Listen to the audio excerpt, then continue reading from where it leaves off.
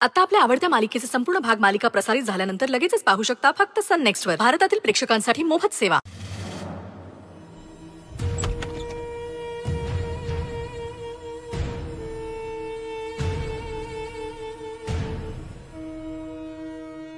एक मिनिट. स्वानंदी बरोबर काय होत्या? काय नाव त्यांचं? कोण? सावित्रीबाई. हा, सावित्रीबाई. मला त्यांना भेटायचंय. कुठे भेटतील त्या? त्या वॉर्डरूम मध्ये भेटतील. थँक्यू.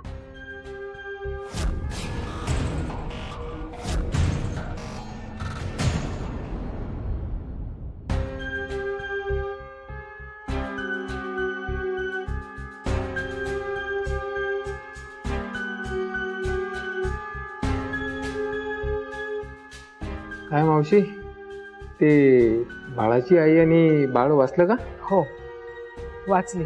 दोघंही वाचली. त्याची कृपा, दुसरं काय. मावशी, एक विचारू का? विचार ना बाबा. तू असं ते झोपेत बडबड करत असते आणि रडत का असते का? काही प्रॉब्लेम आहे का तुला? काय सांगू बाबा, माझ्या मनात एक सल आहे. ती सतत उराट टोचत असते आणि मग डोळ्यात पाणी येते. माझ्या हातून फार मोठी चूक झाली आहे. फार वर्षांपूर्वी एका पैसेवाल्या माणसाच्या शब्दात अडकून मी एका आईची तिच्या लेकरापासून ताटातूट केली आणि त्याची सजा मी आयुष्यभर भोगतीये. इतक्या बायकांची पोरं जन्माला घातली मी माझ्या या हाताने.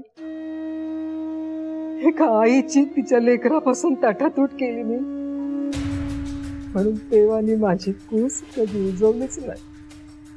आमचा वंश तुटला आणि संपला आमच्या बरोबरच. त्या माऊलीच्या घरचा दिवा मी पळवला, म्हणून देवाने आमच्या घरात कायमचा अंधार केला. मला हाय लागली त्या आईची आणि त्या लेकराची. म्हणून तेव्हापासून मी अडलेल्या बायकांना सोडवते आणि त्यांच्या लेकरांना भेटवते. पण माझी सजा तेव्हाच संपेल जेव्हा मी संपेल. एवढ्या गर्भार बायकांची बाळणपणं केली, त्यांची सेवा केली, म्हणून कदाचित देव मला नरकात नाही पाठवणार, पण माझं मन मला खातच राहील आयुष्यभर. अय मावशी, जाऊ दे ना, आता काय रडत बसतेस? आता बघ ना, देवाने किती तुझ्या हातातनं चांगले कार्य केले. ते ऑपरेशनला आलेली बाई वाचली, तुझं बाळ वाचलं. बरोबर, तुझ्या हातात तर जादू आहे. अरे कसली जादू पोरा. चल, माझी ड्युटी संपली. आता मी जाते घरी. डॉक्टरांनी विचारलं तर सांग त्यांना. हा, सावकाश जा. हो, जाते बाबा.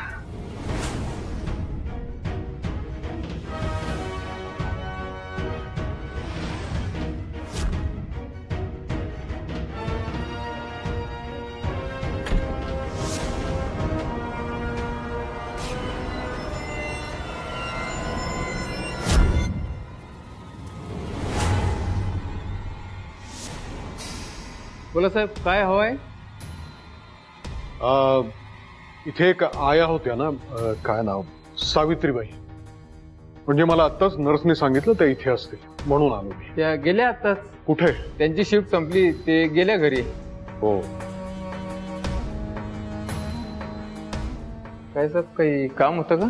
हो, मला त्यांना भेटायचं होतं. खरं म्हणजे त्यांच्याचमुळे माझी सून आणि तिचा मुलगा वाचलेत. त्यांचे आभार मानायचे होते. हो, त्यांच्या हातात तर जादू आहे. खरंच जादू आहे. उद्या येतील का? हो, येणार आहेत ना. मग एक माझं काम कराल का? बोला ना सर. ही माझ्याकडनं एक छोटीशी भेट आहे, ती त्यांना द्या. बरं, ठीक आहे.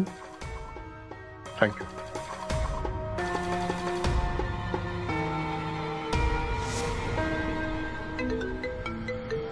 त्यांचा फोन आहे, बघते थांब. हॅलो शालिनी, मी घरी येतोय. घरी येताय का? नशीबच म्हणायला लागेल. मला एक गोष्ट कळत नाही, तुम्हाला हॉस्पिटलमध्ये जायची काय गरज? ती स्वानंदी आणि तिच्या नवऱ्याने बघून घेतलं असतं ना काय ते. पण काय खबर आहे स्वानंदीची? बरी आहे की? एकदम बरी आहे. तिची कंडिशन जरा क्रिटिकल होती. ह्या हॉस्पिटल मधले डॉक्टर्स इतके चांगले आहेत की त्यांनी उत्तम ट्रीटमेंट दिली. त्यामुळे आता स्वानंदी आणि तिचं बाळ दोन्ही सुखरूप आहेत. हे मी डॉक्टरांकडनंच ऐकलं आणि आता निघतोय. अरे वा, मस्तच. या घरी आता. आलोच.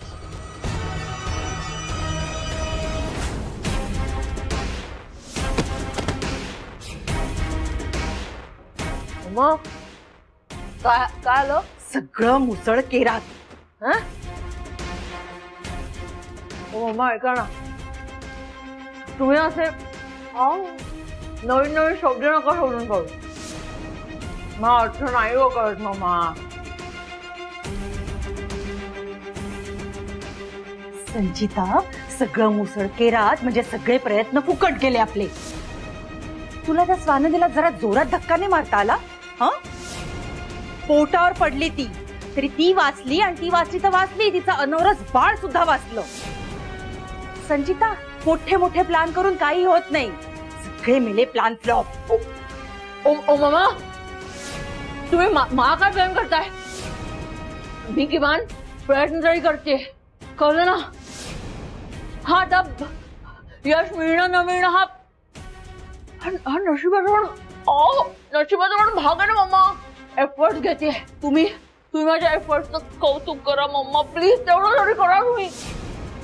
तुम्ही फक्त वाय करताय. बडबड नाही करते मी नुसती. ओय ओय ओय ओय ओय, काय काय झालंय तुम्हा दोघींचं? का म्हणताय तुम्ही? तुम्हाला कळतंय ना स्वानंदी आणि तिचं बाळ आपण सेलिब्रेट करायला हवं. सांगा काय बुक करू? 7 स्टार 5 स्टार? बोला पटापट पटापट बोला. Let's celebrate this success. कसलं सेलिब्रेशन रे? आणि तुला कोणी सांगितलं स्वानंदी तिचं बाळ वाचणार नाही म्हणून? आत्ता यांचा फोन आलेला. स्वानंदी आणि तिचं बाळ दोघंही सुखरूप आहेत. या संचिताला तेच सांगत होते मी. प्लॅन करून काही होत नाही, सगळे प्लॅन फ्लॉप. माझ्यावरच चिडली.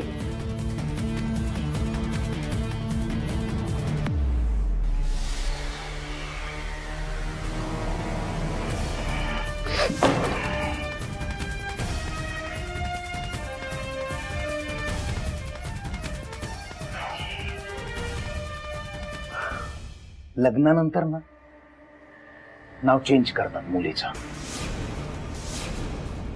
मी नाही केलं, पण आत्ता मला वाटतंय की ते करायला हवं. तुझं नाव संचिता सुजित सरपोतदार नाहीये. तुझं नाव लूजर सुजित सरपोतदार आहे. Every time you are losing. Damn it.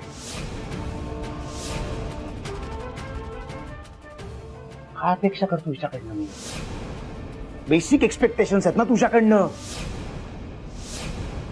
Basic तू हुशार असशील, तुझ्या सेन्सिबिलिटीज बऱ्या असतील, बरा विचार करू शकशील, बरा प्लॅन करू शकशील असं वाटलं होतं मला. तू जर लूजर असे मला आधी कळलं असतं ना, लग्नच केलं नसतं तुझ्या बरोबर मी.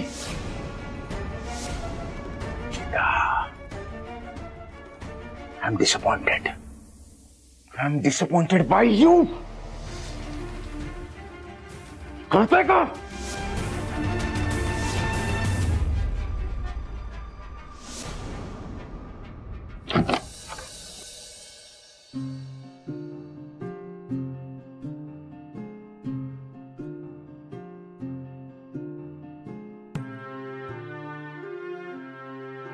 कशात स्वानंदी आता? बरं वाटतंय आणि काही काळजी करू नका. आता आम्ही आहोत ना. बघा मॅडम पण आल्यात. माझं बाळ. काही झालं नाही तुझ्या बाळाला. एक छोटासा अपघात झाला, तू पोटावर पडलीस ना, म्हणून एक छोटीशी सर्जरी करावी लागली. पण तू आणि बाळ दोघेही सुखरूप आहात. स्वानंदी, खरंच तुम्ही काळजी करू नका. इथले डॉक्टर, इथला स्टाफ आणि देवाची कृपा, तुम्ही आणि बाळ दोघंही सुखरूप आहात. कधीच कोणाचं काही वाईट नाही केलं. वाईट करायचं तर सोडा, वाईट चिंतलेलंही नाही. मग माझ्याच बाबतीत का? माझ्या बाळाचा आणि माझा काय दोष आहे या सगळ्यात? यालाच प्रारब्ध म्हणतात. त्यात काय लिहिलंय कुणालाच कळत नाही आणि ते टाळताही येत नाही. फक्त भोगायचं आणि पुढे जायचं. आणि स्वानंदी, मला एक सांगा, हे कसं घडलं? तुम्ही तर मंगळागौरची पूजा करत होता ना, आणि स्वानंदी तुम्ही प्रॉमिस केलं होतं मला, तुम्ही स्वतःची आणि बाळाची एक्स्ट्रा काळजी घ्याल. मग स्वानंदी तुम्हाला काही झालं असतं तर कसं घडलं हे? आणि सर, फुगडी खेळताना हात सटकला. मला वाटलं नव्हतं असा हात सटकेल. फुगडी? स्वानंदी, अशा अवस्थेत फुगडी खेळायची काही गरज होती का? निष्काळजीपणा नाहीये का हा? हो, मला खेळायचीच नव्हती फुगडी. मग संचिता मॅडमनी फोर्स केला. त्या म्हणाल्या, आपण जर फुगडी खेळलो नाही तर मीडियाला अजून एक विषय मिळेल चघळायला. माझ्या पुढं काही पर्यायच ठेवला नाही, म्हणून मीही नाईलाजाने होकार दिला. आणि फुगडी खेळत असताना त्यांचा हात सटकला. ही संचिता मुळात हट्टी मुलगी आहे, आणि मला माहिती यात तुमची काही चूक नाही. सगळ्याला जबाबदार संचिता आहे. कुठे निघालास? जा विचारायला. तुम्ही स्वानंदीची काळजी घ्या, मी आलोच. हो, पण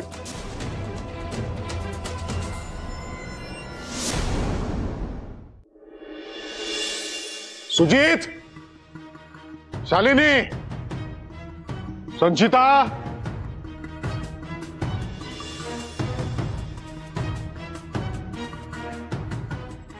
बस. सुजित,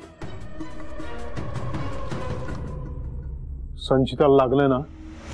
कुठे आहे? कुठे ती? संचिता, शालिनी,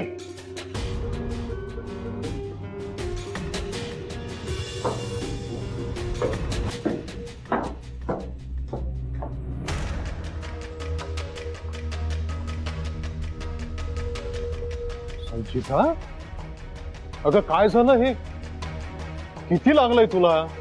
काळजी घ्यायला नको का? बरं, नक्की काय झालं मंगळागौरीत? ते स्वानंदीला इतकं कसं लागलं की त्याला हॉस्पिटलमध्ये ऍडमिट करावं लागलं? अहो शालिनी, बायकांचा कार्यक्रम होता म्हणून मी थांबलो नाही. अहो पण तुम्ही घरच्या मोठ्या यजमान, तुम्हाला लक्ष ठेवता आलं नाही का?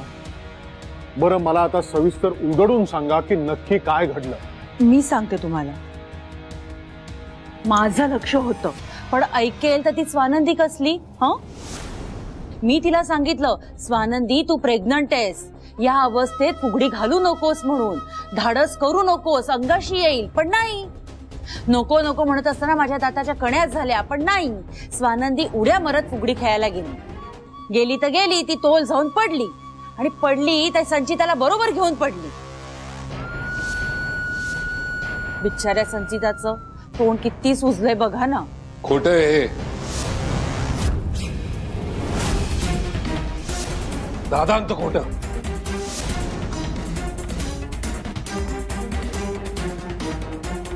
स्त्रियांवर हात उचलायचे संस्कार जर माझ्यावर नसते ना तर आतापर्यंत हात उचललेला असा संचिता. मणी, काय बोलतोस तू? हे विचारा तिलाच. स्वानंदी नको नको म्हणत असताना सुद्धा हट्टाने फुगडी खेळायला लावली. सगळ्या बाया होत्या तिथे, या सुद्धा होत्या, आणि फुगडी खेळत असताना हिने हात सोडून दिला. आज स्वानंदीची जी काही अवस्था आहे त्याला कारणीभूत ही आहे. हिने स्वानंदीवर आणि त्यांच्या होणाऱ्या बाळावर जीव घेणं हल्ला केलाय. Wow, nice. झाली मणीची सुरुवात. झालं. ह्याच्या बायकोने काही केलं ना की हा माझ्यावर आरोप करायला येतो. आवडलंय मला, पण काय ना, आता हा तुझा पॅटर्न झाला आणि माझ्यावर असे बिनधास्त आरोप करतोस तू. तुझ्याकडे काही पुरावा आहे का? सत्य हे सत्य असतं, आणि स्वानंदीने मला जे काही सांगितलंय ते सत्य आहे. आणि तिने सांगितल्यानंतर मला साक्षी पुराव्यांची गरज नाहीये, कळलं? पण आम्हाला गरज आहे पुराव्यांची. उद्या तुझी बायको काही म्हणेल, कुणावरही आरोप करेल, आणि तुझ्या बायकोने सांगितलंय म्हणून तू आम्हाला सांगशील की विश्वास ठेवा. असं नाही होत ना, कारण तुझी बायको खोटारडी आहे, 1 नंबरची खोटारडी. बायकोची बाजू घेऊ नकोस तू. आणि डॅड, तो खेळ आहे, फुगडी हा खेळ आहे ना, बायका पडतात. तसंच आमचंही झालं. माझा हात चुकून सटकला आणि स्वानंदी पडली. पण यावेळी तिने स्वतःला सांभाळायला हवं होतं ना. प्रेग्नंट आहे ती, स्वतःचं वजन तोल तिने सांभाळायला हवा होता. पण नाही, फुगडी खेळायची हौस होती तिला, खेळायला लागली फुगडी आणि मग पोटावर पडली. यात माझी काही चूक नाहीये डॅड. तो फक्त एक ऍक्सिडेंट होता. यात फक्त स्वानंदीची चूक आहे. 6 महिन्यांची प्रेग्नंट आहे, नव्हती खेळायची फुगडी. मणी, तुझ्या बायकोला सांभाळा. माझ्यावर आरोप नाही करायचे नेहमी तू. संचिता वास,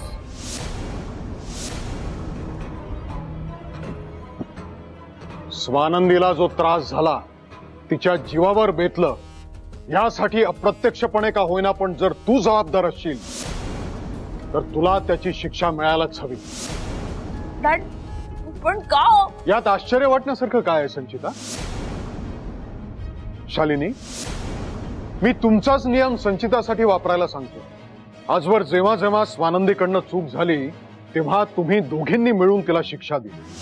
मग आता जेव्हा संचिताकडनं कुठली चूक झाली, ती सुद्धा गंभीर चूक, तेव्हा तिला शिक्षा मिळायला नको तुमच्या न्यायानुसार? मग शालिनी, काय शिक्षा देणार आहात तुम्ही संचिताला?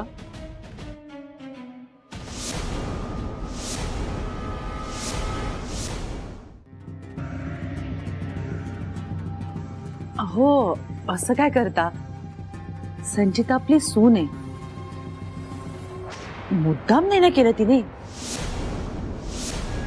आता चूक झाली, त्याला काय करणार आपण? विषय कशाला वाढवता उगाच? असं? संचिता आपली सून आहे तशी स्वानंदी आपली सून आहे. मग तिच्या बाबतीत जो नियम लागू तो संचिताच्या बाबतीतही लागू करायचा. जर स्वानंदीच्या चुकीला माफी नाही तर मग संचिताच्या चुकीलाही माफी मिळणार नाही. शालिनी, तुम्हाला जर कुठली शिक्षा सुचत नसेल तर मी सांगू? संचिता, स्वानंदीला बोलणं, तिचा अपमान करणं हे खूप सोपं आहे. पण स्वानंदीनं ह्या घरासाठी जे जे केलंय ना ते करणं तुझ्यासाठी कठीण आहे. आणि जर ते समजून घ्यायचं असेल तर तुला तिच्या भूमिकेत शिरावं लागेल. आणि संचिता, स्वानंदी जोपर्यंत बरी होऊन हॉस्पिटलमधनं घरी येत नाही तोपर्यंत स्वानंदी जी जी कामं करत होती ती सगळी कामं तुला करायची आहेत. हीच तुझी शिक्षा आहे. आणि एक गोष्ट लक्षात घे संचिता, हे अनुभवण्याची ही तुझ्यासाठी एक सुवर्ण संधी आहे. आणि मी माझ्या निर्णयावर ठाम आहे.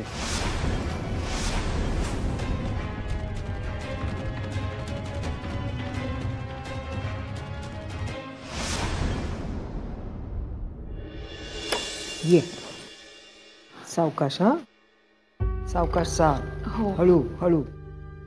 स्वानंदी, काय झालं? अहो, काही नाही झालं, फ्रेश व्हायला गेले होते. हा, मग ठीक आहे, तुम्ही या, बसा इथे. ये, झोप झोप. बस सावकाश, शाबास.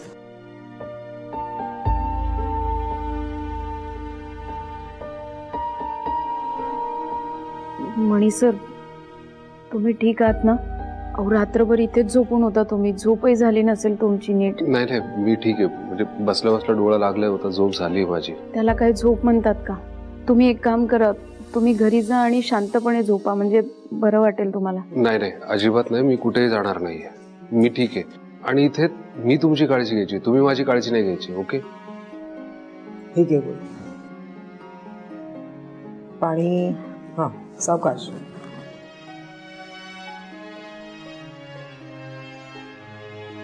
थँक्यू. हा घरवाला का तुझा? हो मावशी. नशीबवान आहेस असा घरवाला भेटला म्हणून.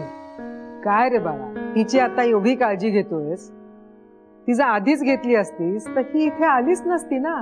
तिचं काय 19-20 झालं असतं तर केवढ्याला पडलं असतं ते. आमच्या काळी बायकांना 8-8, 10-10 मुलं व्हायची, पण त्या आणि त्यांचे घरवाले व्यवस्थित काळजी घ्यायचे. बाई 9 महिन्यापर्यंत काम करायची, पण आपण पोटुशी आहोत याचं भान ठेवून. आणि तुम्ही आजकालचे हम दो हमारा एक म्हणणारे, मग त्या एकाची तरी जन्माच्या आधी पूर्ण काळजी घ्यायची नाही का रे? नाही मावशी, बरोबर बोलताय तुम्ही. इथून पुढे काळजी घेतो. आता कसं बोललास? आता एक काम कर, घरी जा आणि शांत झोप काढ. अहो पण मी नाही, तिची काळजी करू नको. ही सावित्रीबाई आहे इथे तिची काळजी घ्यायला. काय झोपा काढायच्यात ना ते पोर जन्माला यायच्या आधीच काढून घ्या. एकदा का पोर जन्माला आलं का मग रात्रंदिवस पाळ्या तुम्हाला कराव्याच लागतील. पोर आई बापाला बरोबर नाचवतं. काय? बर, मग मी येतो. ये. तुम्ही काळजी घ्या. थँक्यू मावशी. चला झोपायचं, आराम कर. सावकाश. हा, आता हे औषध संपेपर्यंत हात हलवायचा नाही. आणि रोज थोडं थोडं वेळ चालायचं डिलिव्हरी होईपर्यंत. हो मावशी. नाही, तू इथे आहेस तोपर्यंत मी बरोबर बघणार तुझ्याकडे, पण घरी गेल्यावर सुद्धा स्वतःची काळजी स्वतः घ्यायची. देवानं आईपणाचं वरदान फक्त बाईला दिलंय, त्याचा मान राख. ज्या बाईला ते वरदान मिळत नाही ना, तिला विचार तिचं दुःख काय असतं ते. बाई पण अपुरं राहिल्यासारखं वाटतं.